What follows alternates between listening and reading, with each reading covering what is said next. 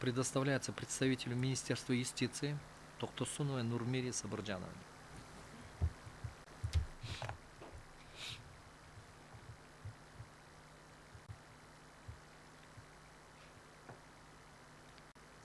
Микрофон включить и направьте на себя. Да, работает? Да.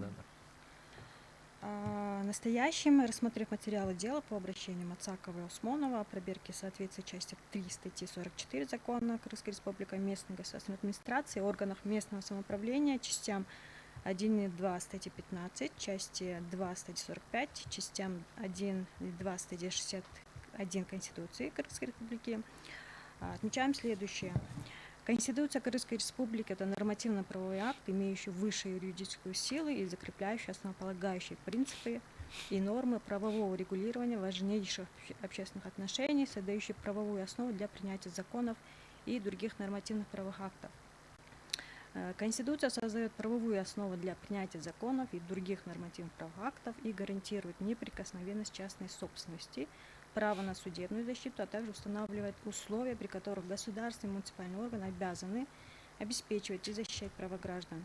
И эти конституционные положения служат основополагающим принципом для всех органов власти, включая органы местного самоуправления. Также статьей 6 Конституции Кыргызской Республики конституционные законы и другие нормативные правовые акты принимаются на основе Конституции. Закон же Кыргызской Республики о местной государственной администрации и органах местного самоуправления регулирует организацию деятельности местной государственной администрации и органов местного самоуправления, их задачи, функции, полномочия, порядок взаимоотношений между ними, а также устанавливает порядок принятия отмены актов.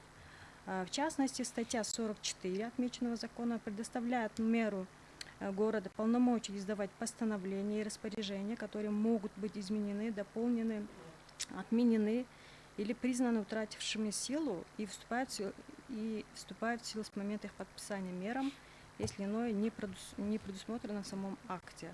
Полномочия мэрии, закрепленные в статье 44 данного закона, являются частью административного управления и направлены на регулирование вопросов местного значения. Конституция же требует, чтобы любые акты, затрагивающие права граждан, включая право на собственность, соответствовали установленным правовым процедурам. Это означает, что мэрия вправе отменять или изменять свои решения, но только в рамках не нарушающих конституционные гарантии. Важным дополнением к этому вопросу являются положения статьи 24 обозначенного закона о местном самоуправлении, которые устанавливают ограничения на деятельность органов местного самоуправления и ответственность за нарушение. Статья 24 указанного закона: органы местного самоуправления не вправе издавать акты или совершать действия, которые противоречат Конституции, законам и другим нормативным правовым актам Кыргызской Республики, которые создают угрозу конституционному строю, национальной безопасности или нарушают территориальную целостность государства. Спору по восстановлению нарушенных прав и юридических физических лиц, возникающих в результате действий или бездействия органов местного самоуправления, также возмещение причиненного ущерба решаются в судебном порядке.